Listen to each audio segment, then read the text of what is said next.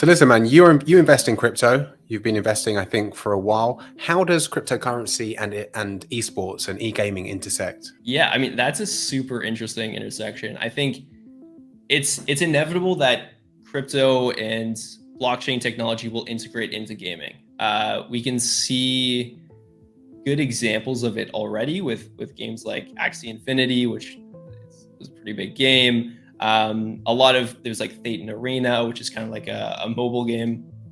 But I think a lot of these are really, really early. Like I don't think crypto and gaming will pop into the mainstream as a core combination probably like 5 to 10 years from now, which is completely fine. It takes a long time for developers to really integrate it. But where the value of it comes in is in the digital goods market. So right now, if you play League of Legends or a lot of kids play this game Roblox, in these games you spend your money to get stuff in the game, and usually when you get stuff in the game, it's like a skin that makes your character look cool, but it doesn't actually affect the gameplay. It's just something for because you like it, because it shows your personality or your interest.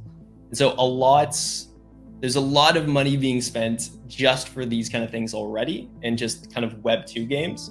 So you have League of Legends makes over $1 billion in revenue every year just off skins. Roblox, similarly, I think they make close to $2 billion every year just off in-game digital goods. Then you can look to other games as examples of like, there's a game called Entropia that came out in like the early 2000s. And in that game, they encourage like real world spending on stuff in the game. And some assets in the game, like these big spaceships, would go for hundreds of thousands of dollars. Or someone bought a planet for $6 million, like real money. And so that just goes to show like people are willing to spend on stuff within these games already. Mm-hmm. But Web3 is enabling that to become much more mainstream. You're able to actually have ownership of something that you buy in the game. Like right now, if I buy a skin in League of Legends, like Riot Games owns that skin. I don't actually own the skin. And if I want to take that skin out of the game, I can't. I mean, if their servers go down, it's gone. Right? Yeah. So there's no real ownership of stuff within Web 2 games. Web 3 allows you to have that ownership and allows you to resell it or do whatever you want with it. You also have things like using like DAOs for gaming guilds. So what you can do is you can someone could get the best gear within a game, like an MMO game, like a World of Warcraft, but built on blockchain. They could get the best gear in that and then lend it to their friend, and their friend could use it to get money in the game and give like a percentage of that money to the lender. And so there's a lot of these gaming guilds that kind of use this as like lenders and borrowers. And that's something that you could never do in Web 2. It's so limited when it comes to things like sharing your gear or having these sort of like borrowing schemes. Web 3 enables a lot more of that, and it encourages it.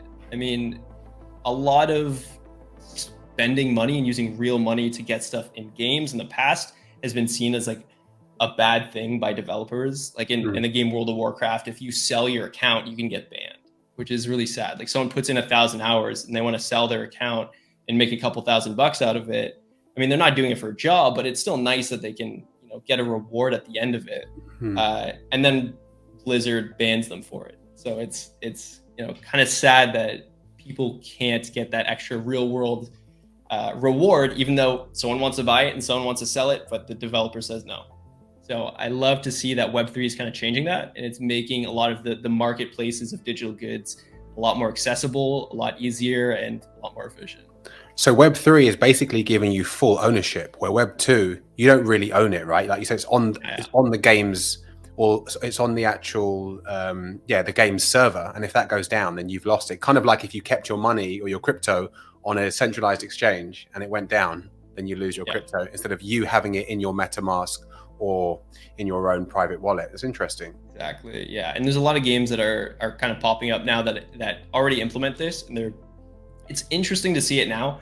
A lot of the games that exist now have only been in development for like a few years, so they're not great games, but they have it built into it. So you can see that you play this game for X amount of time, you unlock something, and then it's in your wallet. So you own it.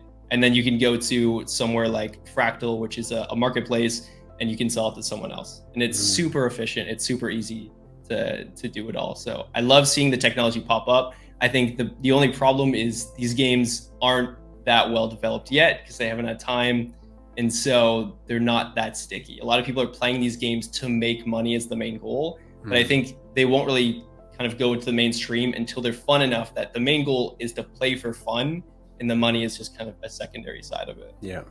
I also think, and I want to hear your opinion on this, gamers and people who are into esports, because they're already tech savvy, it's going to be a low barrier of entry to get into crypto, right? Compared to someone who's in their 40s and 50s and thinks, what the hell is Bitcoin and digital assets?